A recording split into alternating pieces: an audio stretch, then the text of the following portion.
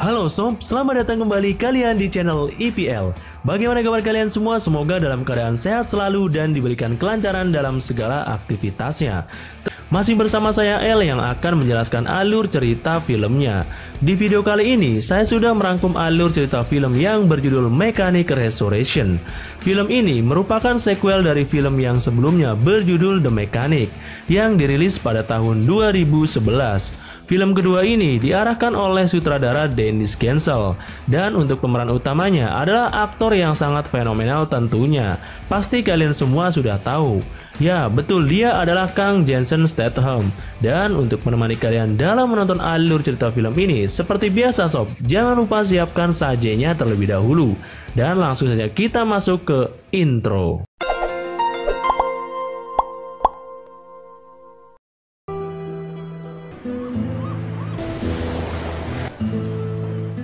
Di awal film kita akan melihat aktor utama dalam film ini. Dia bernama Arthur Bishop yang diperankan oleh Jason Statham. Dia terlihat sedang santai di kapal pesiarnya menikmati liburan di Brazil. Kemudian dia pergi menuju ke sebuah kafe. Saat sedang duduk, tiba-tiba seseorang wanita cantik mendekatinya. Terungkap Arthur telah 5 bulan bersembunyi di negara ini. Wanita ini diutus oleh bosnya untuk meminta Arthur membunuh 3 orang target mereka dan dibuat tampak seperti kecelakaan sesuai dengan keahlian yang dimiliki oleh Arthur. Jika dia tidak bersedia, maka bosnya akan membocorkan identitas kepada pemerintah dan musuhnya karena dia telah menyembunyikan kematiannya dalam sebuah ledakan. Tak terima dengan ancaman mereka, ini yang selanjutnya terjadi.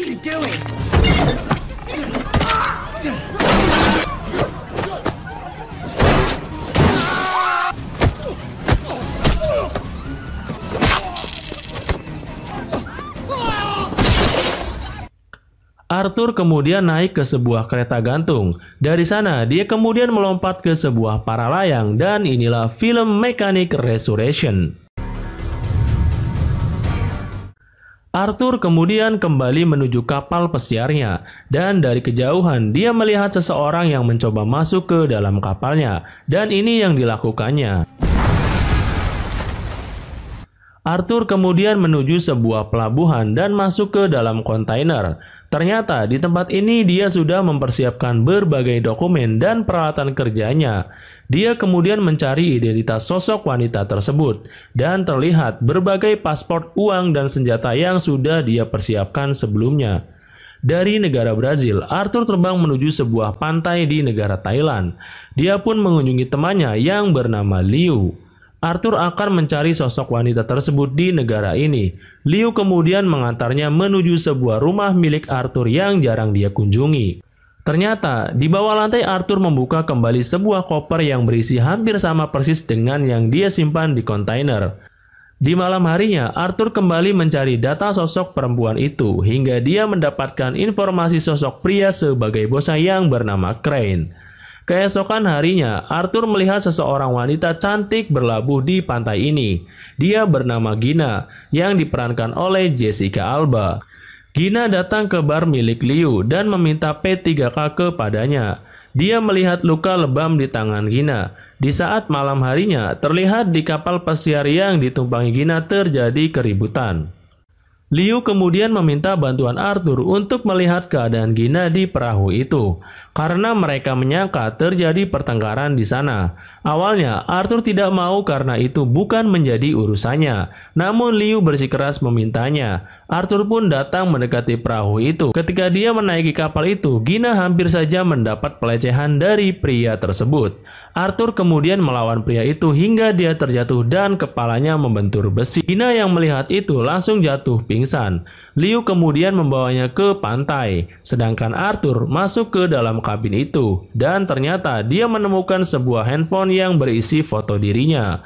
Tidak mau meninggalkan jejak, Arthur kemudian membakar kapal pesiar itu. Lalu Arthur menemui Gina dan menyuruhnya mengakui tujuan dia datang ke pulau ini. Gina mengakui dirinya diancam oleh Crane untuk mendekatinya. Tujuannya agar dia mau melakukan apa yang diminta olehnya. Di keesokan harinya, Liu tampak sedang mengobati luka yang diderita oleh Gina. Arthur kemudian mencari identitas sebenarnya tentang sosok Gina. Ternyata dia adalah agen militer khusus yang bertugas di zona perang di Afghanistan untuk menawarkan bantuan kemanusiaan di Kamboja. Gina pun menceritakan jika Crane sudah mengancam anak-anak yang menjadi asuhannya di negara Kamboja. Dan dia tidak punya pilihan lain. Mereka akhirnya terlihat makin dekat. Terlebih saat anak buah Crane datang menggunakan sebuah kapal kecil untuk mengawasi mereka. Arthur dan Gina membuat hubungan mereka harus terlihat sudah sangat dekat demi keselamatan Gina dan para anak yang berada di negara Kamboja.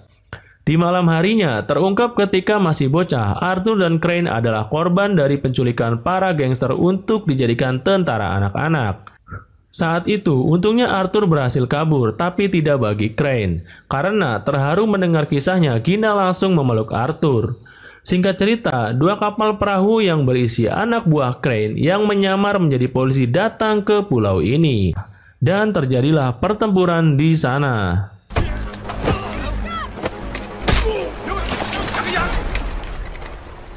Sebenarnya, di sini Arthur bisa saja dengan mudah mengalahkan mereka. Namun, dia memikirkan keselamatan Gina dan anak-anak di Kamboja. Mereka pun dibawa menuju Bangkok, Thailand. Sesampainya di markas Crane, Arthur terlebih dahulu digeledah oleh seseorang wanita cantik. Saat dia duduk di kursi, ternyata sebuah bom sudah dipasang di sana. Dan jika dia bergeser sedikit saja, dipastikan bom itu akan meledak. Crane kemudian datang dan Arthur hanya bisa menerima perintahnya. Dia ditugaskan membunuh 3 orang. Sebuah foto ditunjukkan kepadanya. Yang pertama adalah Krill. Dia dikenal sebagai pembunuh massal dan panglima perang sekaligus pedagang senjata terbesar di Afrika. Sekarang dia berada di penjara Kedai Malaysia. Arthur pun disuruh untuk menelan alat penyadap agar Crane bisa mengetahui keberadaannya. Gina terlihat dibawa menuju ke sebuah kapal besar di lautan lepas. Lalu scene berpindah ke Penang, Malaysia. Arthur membuat perencanaan terlebih dahulu sebelum masuk ke penjara ini. Dan berada di atas tebing tinggi berikut kawanan hiu yang siap menerkam. Jenderal tersebut bahkan selalu dikelilingi para prajuritnya yang setia. Arthur akan menyamar menjadi seseorang buronan kelas kakap yang bernama Martin Baseman yang sedang dicari oleh pihak kerajaan Malaysia. Arthur pun membuat sesuatu yang dikemas seperti permen karet. Kemudian sebuah rokok yang di dalamnya diisi alat GPS hingga menato wajahnya dan membuat paspor palsu menyerupai wajah buronan itu. Setelah semuanya dibuat, Arthur datang ke sebuah pasar dan mengganggu petugas polisi di sana hingga dirinya ditangkap. Dia dan tahanan lainnya kemudian dibawa ke penjara yang dimana misi Arthur akan dilakukan. Arthur harus membuat kematian jenderal seperti sebuah kecelakaan agar dirinya dijemput dari sana. Di sana, Arthur melihat langsung Krill yang dijaga oleh para anak buahnya. Dan faktanya, banyak orang juga yang menginginkan kematian Krill, termasuk mantan anak buahnya sendiri. Saat Krill sedang melakukan olahraga angkat barbel, mantan anak buahnya itu hampir saja membunuhnya. Untungnya, Arthur datang dan menyelamatkannya. Karena hal itu, Krill mulai menyukai Arthur. Saat berada di dalam sel, Arthur dipanggil kembali oleh Krill untuk menawarinya pekerjaan. Tiba-tiba ini yang dilakukan oleh Arthur.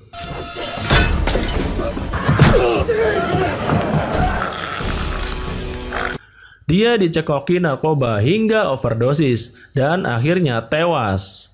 Anak buahnya mendengar keributan kemudian masuk ke dalam untuk melihat bosnya. Kemudian melihat Krill tampak sedang berdoa, namun nyatanya dia telah tewas. Arthur kemudian meloloskan diri. Permen yang dia bawa ternyata berisi bahan peledak untuk menghancurkan dinding penjara ini. Kemudian dia menelan alat GPS itu agar tim menemukannya. Sebuah salep dia balurkan ke badannya untuk mengelabuhi serangan hiu. Setelah melompat, dia tiba-tiba berada di perahu penyelamatan. Misi pertamanya selesai. Arthur kemudian menelepon Crane dan melihat keadaan Gina. Target selanjutnya yaitu bernama Adrian, yang berada di Sydney, Australia. Arthur mempunyai waktu selama 36 jam. Ternyata Gina menggunakan sebuah jam tangan yang sangat bernilai.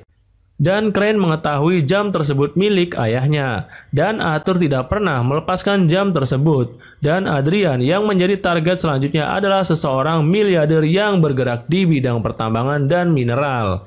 Namun awal mulanya orang tahu dia mendapat uang dari penjualan manusia khususnya PSK di bawah umur. Dia juga mempunyai sebuah kolam renang cantilever yang berbentuk sangat unik.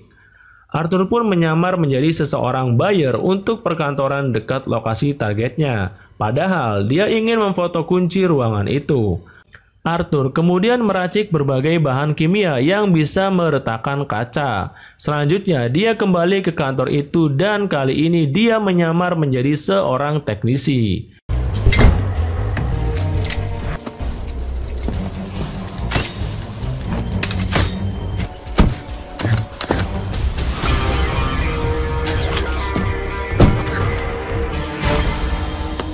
Dia kemudian membuat lubang di kaca tersebut. Ketika Adrian masuk kolam renang, tiba-tiba kaca dari kolam renang itu pecah dan dia pun meluncur tewas ke bawah. Misi kedua Arthur dinyatakan berhasil. Dan Crane cukup senang mendengar hal ini. Saat akan melanjutkan video call dengan Arthur, Gina dengan sengaja menggeser sedikit kameranya. Arthur disuruh Gina untuk melihat lebih dekat, namun karena hal itu anak buah Crane menamparnya. Arthur kemudian mencari tahu keberadaan Gina melalui nomor perahu yang dia lihat. Menaiki helikopter, Arthur mencoba mencari kapal pesiar yang membawa Gina. Setelah menemukannya, dia pun naik, kemudian melumpuhkan beberapa orang di sana dan sekarang kita lihat aksinya sob.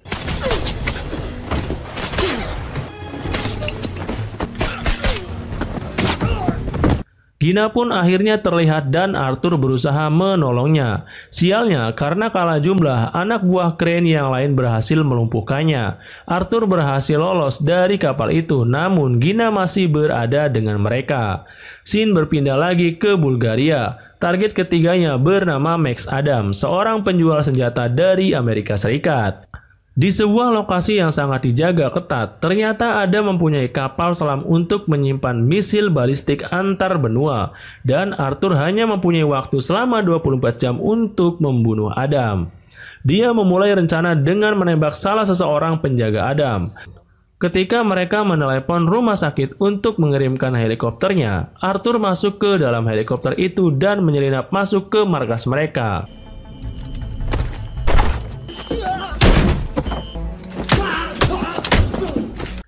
Max Adam yang ketakutan telah disusupi seseorang pembunuh profesional kemudian masuk menuju ruangan bunkernya.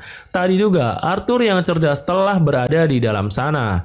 Lalu terungkap ketika target yang harus dibunuh oleh Arthur adalah saingan bisnis Crane. Kali ini Arthur tidak mau membunuh Adam. Mereka melakukan kesepakatan untuk menjebak Crane. Adam akan dinyatakan tewas dalam sebuah kecelakaan dan ledakan di area kapal selamnya. Dan ketika dia tercebur ke dalam laut, Arthur bersiap berada di dalam air untuk menyelamatkannya dan membawanya ke sebuah pulau. Arthur kemudian menelepon Crane bahwa misinya telah dilakukan. Karena meminta bukti mayatnya, Arthur kembali lagi ke kapal selam milik Adam. Pasukan pun dikirim Crane ke sana dan ini yang terjadi.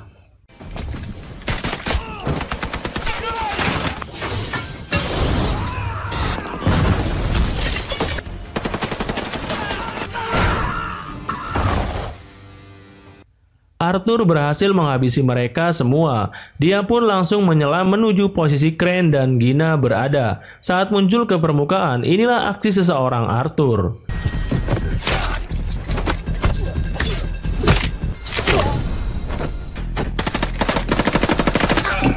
Saat Gina berusaha memberikan perlawanan namun Crane kembali menangkapnya.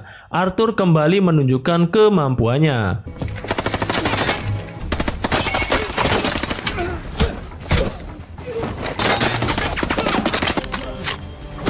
anak buah Crane yang terisa dihabisi satu persatu. Saat Gina sedang mengobati lukanya, Crane mengaktifkan bom di kapal itu. Gina kemudian dimasukkan ke kapsul penyelamat, sedangkan Arthur kembali mengejar Crane yang akan kabur. Waktu pun semakin menipis. Crane hampir saja berhasil dilumpuhkan, namun dia kembali memberikan perlawanan ke Crane yang telah terlilit rantai dan Arthur berusaha menyelamatkan diri. Kapal itu pun meledak.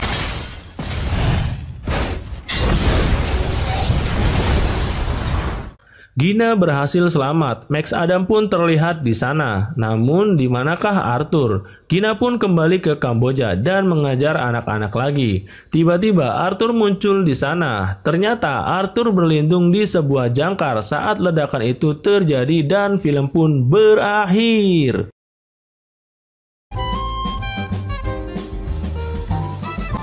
Oke sob, bagaimana menurut kalian alur cerita film dari Mechanic Resurrection ini? Inilah yang terjadi di dunia mekanik. Jensen memegang kendali cerita. Ini film macho dan gentle sekali. Berharap bahwa salah satu dari pemeran perempuan memainkan peran pentingnya pada fase kritis tidak terjadi. Namun siapa yang peduli? Dia Jason Statham. Seberbahaya apapun masalahnya, asalkan ada Jason, penonton merasa berada di zona nyaman. Cukup sekian alur cerita film ini. Mohon maaf bila ada kesalahan kata. Salam pecinta movie.